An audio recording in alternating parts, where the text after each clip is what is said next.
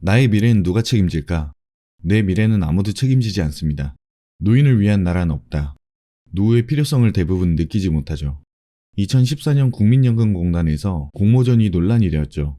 손잡이 2개를 주고 뭘 끄시겠습니까? 여행 가방 그리고 폐지카트. 이렇게 비참하게 사실 거예요? 여행 다니시고 골프 치러 다니시고 행복하게 사셔야죠. 대부분 지금 하시는 생각이 해외 골프 치러 갈지는 모르겠으나 폐지 줍고 살진 않을 거라고 생각하죠. 금융기관에서 말하는 것 중에 가장 동의할 수 없는 게 행복한 노후입니다. 행복은 주관적인데 하루 3끼로 행복한 사람이 있고 특별한 이벤트의 행복함을 느끼는 사람도 있습니다. 행복한 노후라는 소리는 무책임합니다. 지금 우린 행복을 떠나서 최소한 짐이 되지 않게 준비를 해야 합니다. 우리보다 먼저 앞서 늙은 일본, 2014년 일본 NHK에서 방영했던 거고요. 제목이 뭐냐면 장수의 악몽 노후 파산. 머릿속에 노후 파산은 늙어서 쓸 돈을 준비 못해서 굶어 죽는 거 생각하시죠? 다큐멘터리 내용은 그렇지 않습니다. 보여드릴 수 없으니 포스터만 소개해드릴 건데요. 계속해서 성실하게 살아왔다 단카이 세대에게 돌아온다 노후 파산. 전쟁이 나면 남자들이 엄청 죽어나요. 근데 사람도 동물이다 보니 전쟁이 끝나면 없어진 사람을 채우겠다고 애를 엄청 낳아요. 그걸 뭐라고 하죠? 베이비붐. 그때 태어난 사람을 베이비부머, 일본은 단카이 세대라고 불러요. SBS가 이걸 보고 충격받아서 리메이크했어요. SBS 고령화 충격. 누가 나오냐면 영등포 쪽방촌에 선풍기 하나 놓고 여름을 나는 노인이 나와요. 그 다큐 보고 있으면 그렇게 안타깝고 안쓰럽고 눈물 나올 수가 없어요. 그렇지만 걱정은 안 해요. 아무리 그래도 내가 그러고 살 것 같진 않으니까.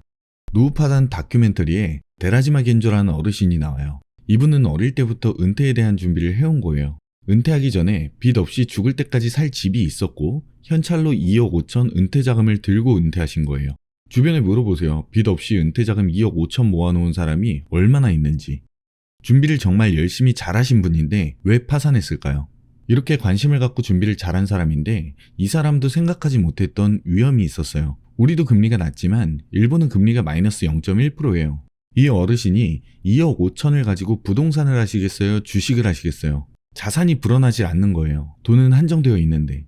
제일 큰 위험은 죽지 않는 거예요. 계속 쪼개서 살아야 하는 거예요. 2억 5천을 가지고 10년을 쓰면 1년에 2,500, 한 달에 200만 원 정도 쓸 수 있어요. 20년 쓰면 100만 원 정도 쓸 수 있고요. 30년 살면 70만 원 정도 쓸 수 있어요. 이걸 계산을 해야 하는데 죽지를 않는 거예요. 본인이 죽는 것도 계산이 불가능해서 미치겠는데 이것보다 더 큰 위험은 내 부모님 그리고 장인 장모도 돌아가시지 않는 거예요. 200년 전만 해도 인간의 평균 수명은 40세가 되지 않았고요. 1970년대만 해도 평균 수명은 62세였습니다.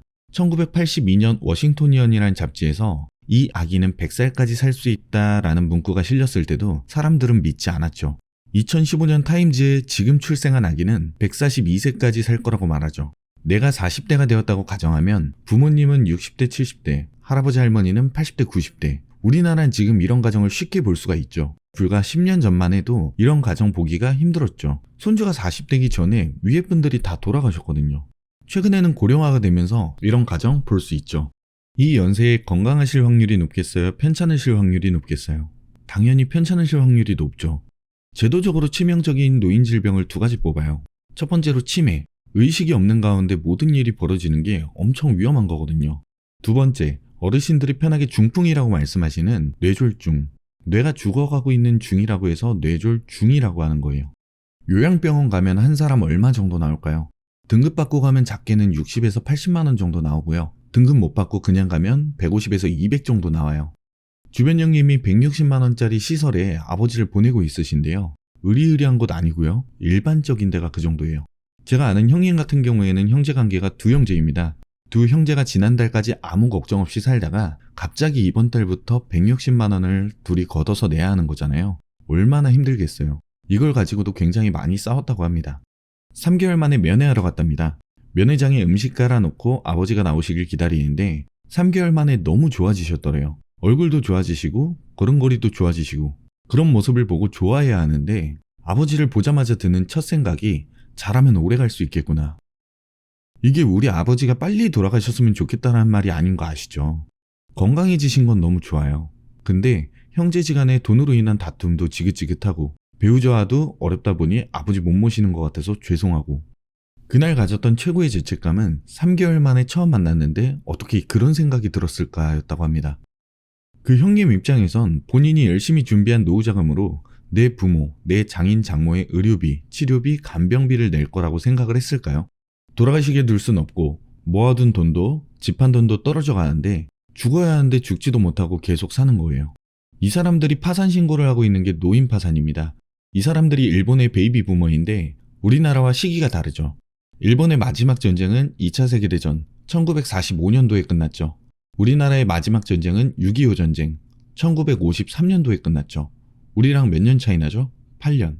일본이 2014년도부터 이런 문제가 터졌죠. 우린 이론상 언제부터 터지죠? 2022년부터. 우리의 베이비 부머는 안전하냐는 거죠. 2018년 5월 8일 어버이날 MBC 뉴스데스크 화면이에요. 우리나라의 베이비 부머가 우리나라의 최초의 부포족이래요. 부포족이 뭐예요? 부모 부양을 포기하는 세대. 우리나라는 1955년부터 63년까지 태어나신 분들을 베이비 부머라고 합니다. 공식적으로 발표하고 있는 노인 인구가 901만 명. 우리나라의 인구의 17% 정도 됩니다. 몇 살부터 노인으로 보죠? 65세. 계산해 보시면 베이비 부머의 가장 첫 번째 55년생이 언제 65세가 되죠?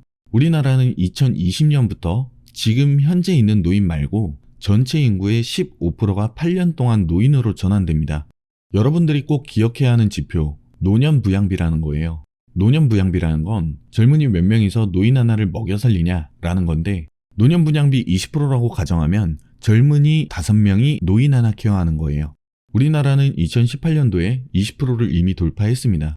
2026년도에 노년부양비가 30%를 돌파하고 2030년 이후 40%, 2040년 이후엔 60%, 2065년엔 100%가 넘습니다.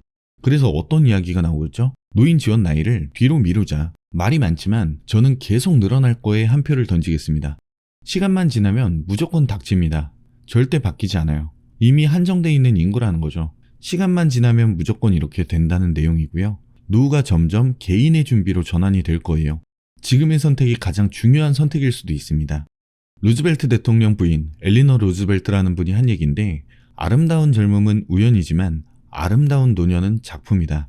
가난해서 태어난 건 내가 선택할 수 없지만 아름다운 노후를 만드는 건 본인의 노력이 바꿀 수 있는 작품입니다.